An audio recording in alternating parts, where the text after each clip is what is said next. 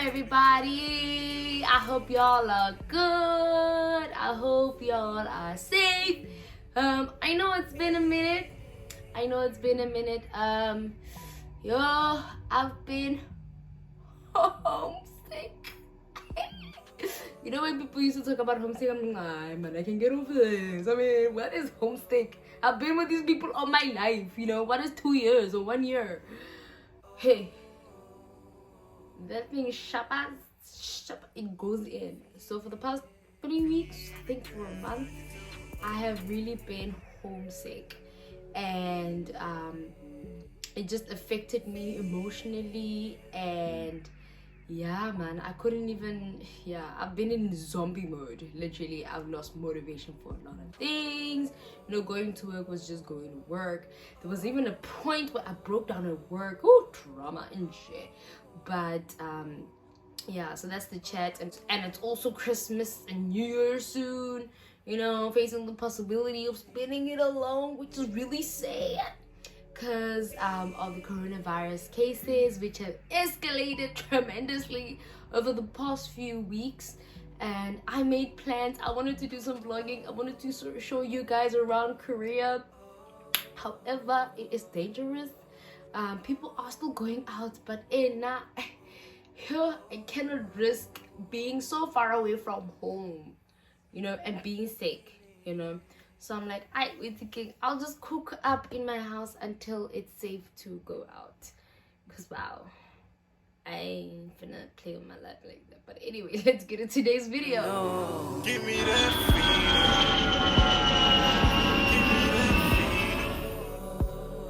You give me that feeling, girl. You know.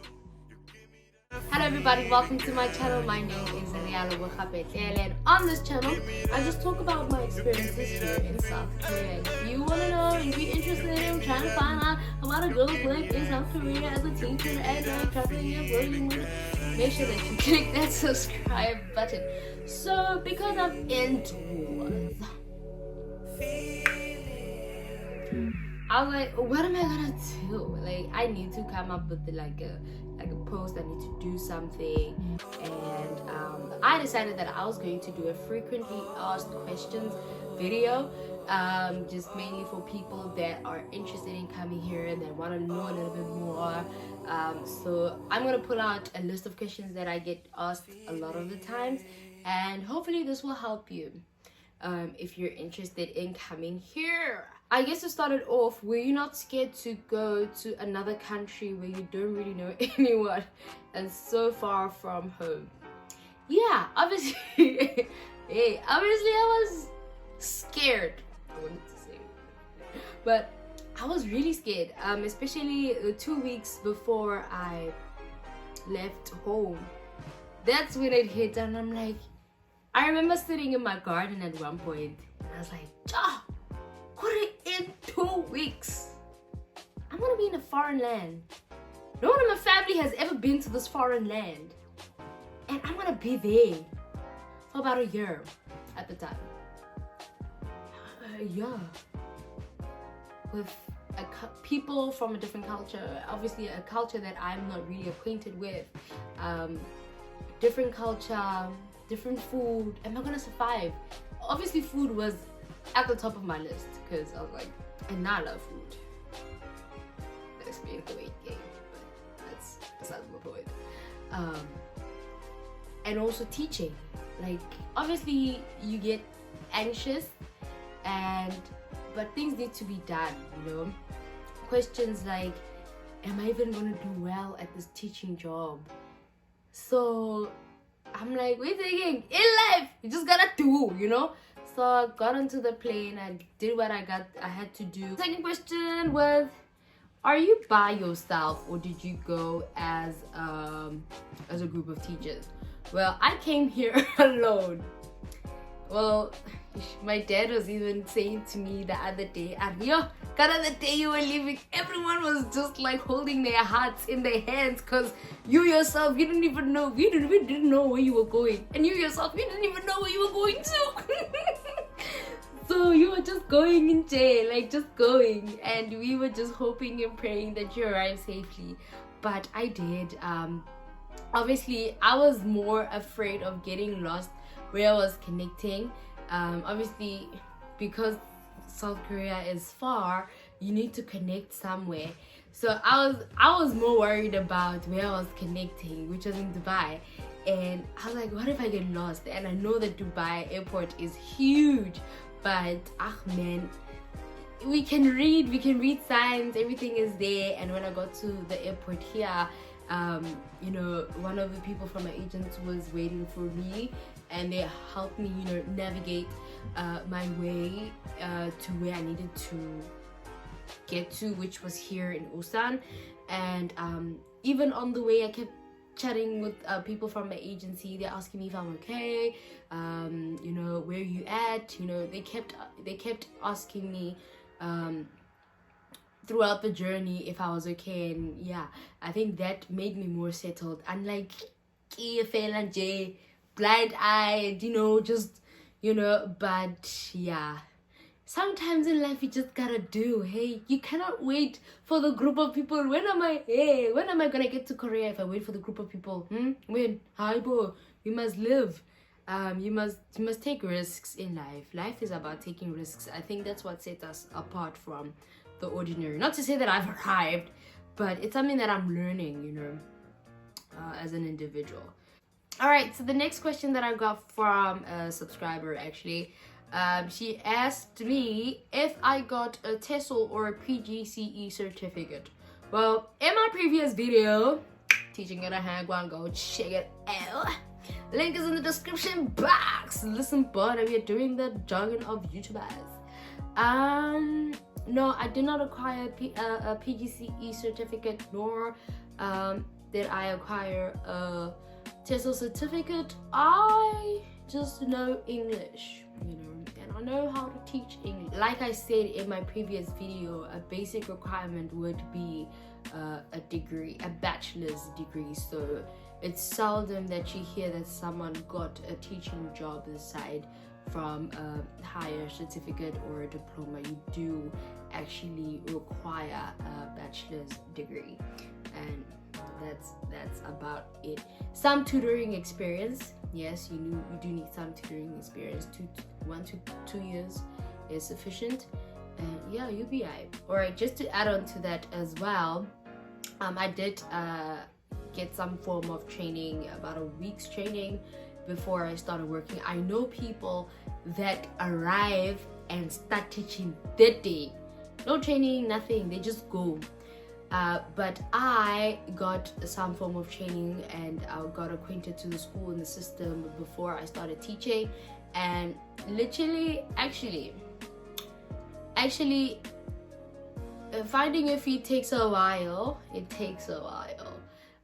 It took me about a month to understand the children, their level of proficiency, and you know what kind of style of teaching they like. It took me a while, but once you get into it, you're in it, baba. You slay. Someone is telling me that they're planning on coming to South Korea, and they want to start saving up. How much should they save? Well, I feel like I'm not the appropriate person to answer this question, because I came here during a difficult time and I've gone through some stuff. However, based on how I was living and, you know, being in a new environment, especially here, currency Korea, it shook me. It shook, because you go to a shop, you know, you get there and you want bread. Bread is 2,000. And you're like, what do you mean bread is 2,000? What does that mean? Does it mean it's expensive, or does it mean it's cheap? I baffled with the money for a very long time. So I actually ended up overspending, because the zero. You do groceries. Groceries is like 100,000. You're like, what? But that confused me to the point where, like I said, I ended up overspending. But maybe I should do a video about understanding the money here. Anyway, content. what was I saying? Oh yeah, so that confused me, and that led me into overspending. So I think the reasonable amount. So I think the reasonable amount of money that you should bring here is around between 2,000 and 5,000 rand. That should get you by for the first month. I know that when I got here, my boss bought me quite a. It's so lovely. She got me pots and pans. She got me bed covers. So not everyone does it, but most of the time they do, or you'd find someone has left some stuff for you, like crockery, cutlery, and all of that. So you might not need to jump into buying those things immediately, but you need to have some money saved up for like bedding, so you know, when you want something fresh and new, and obviously groceries to sustain you after a month. And then when you get paid, maybe you can start buying your MacBooks. And because I mean, there's this thing when you get to Korea, you just want everything. Apple, iPhone, earpods, MacBook, iPad, iWatch, it's just a thing. But I'm not saying y'all must get into that trap when you get here, but I'm just saying it's there, it's in the air, you know. I need to stop laughing because I'm a victim. Anyway, what's your experience working with DXT for placement in South Korea? Yeah man, DXT has been phenomenal. It didn't take me that long to get a school and to actually, you know, it didn't take that long for me to get a school, and everything was just processed very fast. I know about the people that I've worked with other agencies, they've told me stories that they have been waiting. I think one of the things about DXT is that they prioritize especially black people. I don't mean to step on people's toes, but a lot of the times preference is given to white people. But with DXT Employ, I think they really advocate for black people, and that's what I really love about them. They make sure that you get the best, you know. They won't just take you to like a crap place just because, you know. But so they prioritize black people. Not to say that they prioritize black people more than white people, don't get me wrong. You know, they just make sure that they work for everybody. I'm not saying it's all agencies that do that also, but DXT is one of the few that do that. So placement didn't take a while. Yeah, I think my process, obviously because of documents in SA, that took a while, but with them everything sha, and then I was in Koreatown. Please do an apartment tour and get to know me. Tag maybe next year. Maybe next year. Next year is only like in about 2 weeks. And get to know me. What do you want to know about me? I'm a nobody trying to get everybody. And the last question is about dating in Korea. I think I'll have to do another video for that, cause yeah, choo. I need to tell you my story. And if you want to hear about that story, make sure that you do subscribe to my channel and click that notification bell for when more videos come through. Thank you so much to everybody that have subscribed, shown love. I really appreciate each and every one of you. Like, amen. Kyale rata. Have a Merry Christmas and a Happy New Year. And I hope to see you soon. Bye.